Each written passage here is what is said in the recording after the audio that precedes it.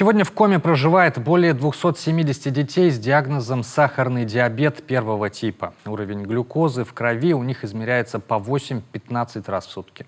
И это через прокалывание пальцев. Однако в мире есть щадящие способы мониторинга. К примеру, современный способ измерения и контроля гликемии при помощи флеш-системы Libra. В 7 регионах России этот мониторинг уже ввели в программы бесплатного медицинского обеспечения. Об этом же просят родители детей с этим неизлечимым недугом и власти нашей республики. Анастасия Тюрнина расскажет подробнее.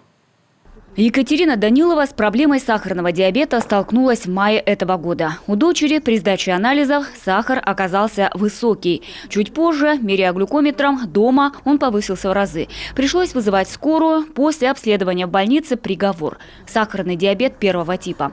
Поджелудочная железа не выделяет нужные гормоны. Началась другая, непростая жизнь. Постоянный мониторинг глюкозы в крови, диеты, расчеты едва ли не по каждому грамму пищи. Самое страшное – это, конечно, гипогликемия, когда, так как сахар надо мерить очень часто, то есть надо и просыпаться ночью, чтобы померить сахар у ребенка ночью. И самое страшное, если ты пропустишь ночью вот этот момент, когда сахар начинает падать ниже 3, это может быть и гипогликемия, и ребенок может впасть в кому и не проснуться.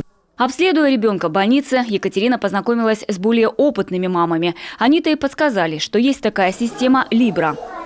Помогает контролировать уровень сахара, то есть это такой датчик, который крепится на руку, безболезненно абсолютно. То есть если ты прокалываешь глюкометром сахар около 15 раз в день, соответственно, там остаются, это и больно, и маленьким детям, особенно когда это новорожденные маленькие дети, там вообще остаются такие не пальцы, а тряпочки уже. Мамы так жаловались, вспоминали.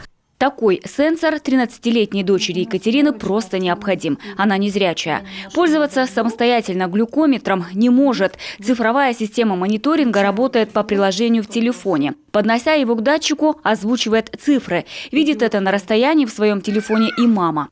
С детей с таким недугом в коме более 280. Почти все измеряют уровень сахара, прокалывая пальцы. Между тем, в соседнем Ханты-Мансийском округе, Мурманске и в целом в 7 регионах России практикуют современный мониторинг за счет бюджетов. Пальцы изорваны. Больно, мамочка. Не видишь ты, крови нет больше в теле. Я бледный, я бедный и плачу.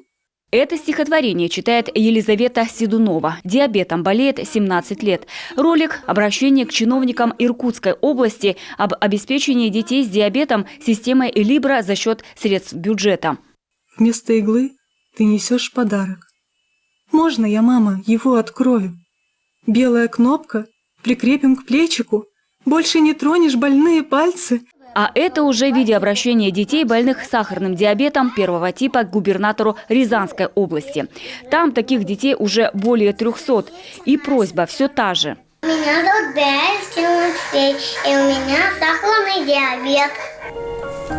Это сенсор. Он всегда следит за моим непослушным сахаром. И в любой момент сообщает моей маме, что мне нужно скушать что-нибудь сладенькое, либо сделать инъекцию инсулина.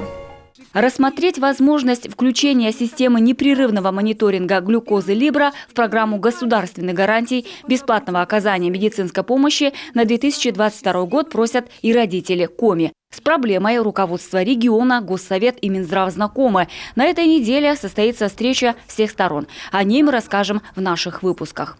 Анастасия Тюрнина, Иван Богомолов, телеканал Юрган.